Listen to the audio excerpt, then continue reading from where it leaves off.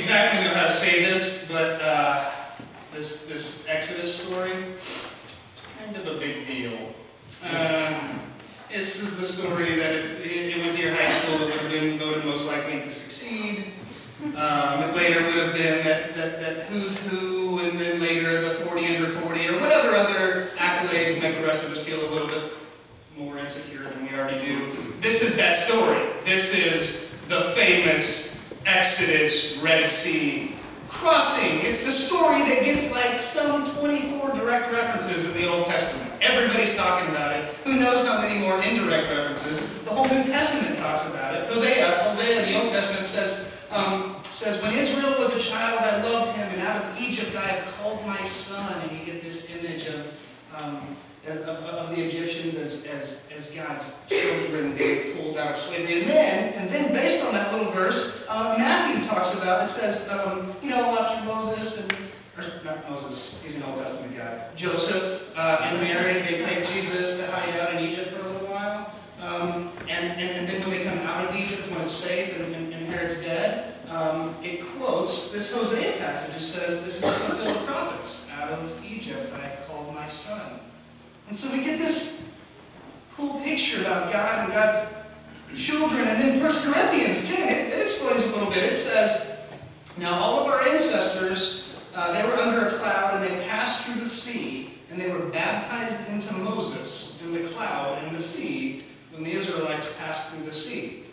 Baptized into Moses. So now we've got a little bit of baptismal imagery.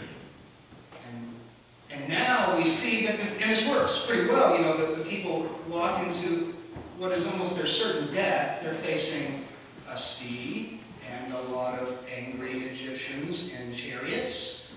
And then somehow they come out of the water on the other side alive and free. Pretty good image for baptism. But the New Testament isn't done. They keep on talking. Luke does some real magic with it. Luke does this. Luke has just shared the story, or Jesus has just shared the story, and he said all that stuff about if you really want to gain your life, then you got to give it up. The people who try to hold on to their life, they're going to lose their life. Take up your cross daily, follow me, and then just a couple verses later, it's the Transfiguration. Now this is where Jesus is talking to Moses and Elijah, two guys who have not been living for several years now. And they're talking to Jesus about his departure. The departure he was going to accomplish in Jerusalem. Now, it's safe to assume that departure they were referring to would be his crucifixion. The fun part about it is that word in Greek that we would use for departure, you might recognize it as Exodus. So now we're starting to make little connections. We're playing with this story. We're officially connecting this Moses Exodus, this walk into a figurative death and then out into the image of freedom, with this Jesus Exodus, this walk into a literal death and ultimately into ultimate freedom. But just to beat a dead horse, Romans has a little something to say about it as well. And Paul says, do you not know that all of us have been baptized into Jesus Christ when we were baptized into his death? Therefore we have been buried with him by baptism into death, so that, just as Christ was raised from the dead by the glory of the Father, so we too might walk in the newness of life. We walk into our death, and then somehow out of that we walk into life. So Lent, this 40-day process where we keep talking about our brokenness, that thing that typically we keep acknowledging isn't a fun part of our lives to talk about. What does this story have to say about Lent? Well, for centuries, we have defined a Christian as one who is enjoying the benefits of their savedness. The problem is, things are going well, that's a fine definition. And if things aren't going well, that's a problematic definition. The other problem is, in the Exodus story that I'm reading, these children of God were pretty much being dragged into their savedness, kicking and screaming into the next step of their freedom. Even Moses, who gets that cool line, he says, "Do not be afraid, stand firm." I don't know if he said it like this, but in my mind. "You shall see the deliverance that the Lord will accomplish for you this day. For the Egyptians who you see today, you shall never see again. The Lord will fight for you. You need only to keep still." Here's the problem. The next verse is from God to Moses, and it says, rough translation, "Why are you freaking out?" So I don't know if we miss a verse between 14 and 15, but it seems like Moses turns to the Israelites and says, "It's going to be fine." And then turns to God and says, "Do you see what is happening?" Sometimes not everything makes it in the final cut. Everyone panics. And I'd like for us to consider something. Were these people able to save themselves from the slavery they were in back in Egypt? I would guess the answer is no. Are they capable of saving themselves now as they stand between the Red Sea and a huge army of angry Egyptian charioteers? Again, I would say the answer is no. The only difference is now they know they're enslaved. Before, they overlook things. Now, I think I've mentioned this before. Screenwriters call this moment in the story the big gloom. This is when everything looks like it's very worse before the end of the movie. In a romantic comedy, this is where, or excuse me, in a romantic movie, this is where they break up before they get back together in the end. In a romantic comedy, this is where they break up in an endearing and quirky way, and then get back together in the end.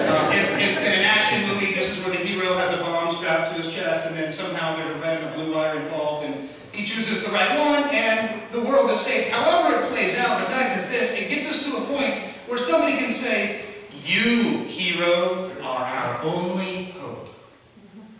The big gloom. It's not that different here. Because look who they're afraid of at the beginning of the story. If you flash back to verse 10, as Pharaoh drew near, the Israelites looked back, and there were the Egyptians advancing on them, and in great fear, the Israelites cried out to the Lord. We see who they're afraid of in verse 10. After a sea opens up, they walk through it. That army is devastated. The Israelites are afraid of something else. And it's in verse 31. Israel saw the great work that the Lord did against the Egyptians, so the people feared the Lord and believed in the Lord and his servant Moses. Now, don't get me wrong. I don't want to peg God as, Hollywood theatrical. I don't think God needs to do things like that for us to know who God is. At the same time, there is a switch in who we understand should be feared that happens in this story. It happens when we face the big gloom. So just to reiterate, did they have any real freedom or control of their lives back in Egypt as slaves? Did they when they were facing an army and a sea? The only difference is they are aware. And I would say the real difference is in one of those scenarios, they were comfortable. Comfortable with their slavery. And in the other scenario, they were quite uncomfortable with their slavery. During this Lenten season, maybe we look at our comforts. And this is not because comforts are innately bad. I don't want us to get into this. We must hurt for things that matter. That's not what I'm saying. But comforts, well, if your comfort's like Twilight, then no, that actually is innately bad. But for most of us, if your comforts are, air conditioning, an occasional meal, I think that's quite all right. It's when they prevent us from seeing where our freedom comes from, where grace comes from, where our forgiveness comes from. It's at that moment that they become enslaving. That is what Lent is about. I'll just admit to you that my comfort I have noticed more and more, especially as I have My comfort is the esteem of other people. And during times like Lent, or times that feel like Lent just because everybody else doesn't like me, I am acutely aware of where my comfort comes from. Now that's not Twilight. It's not innately bad. Twilight is the name of it.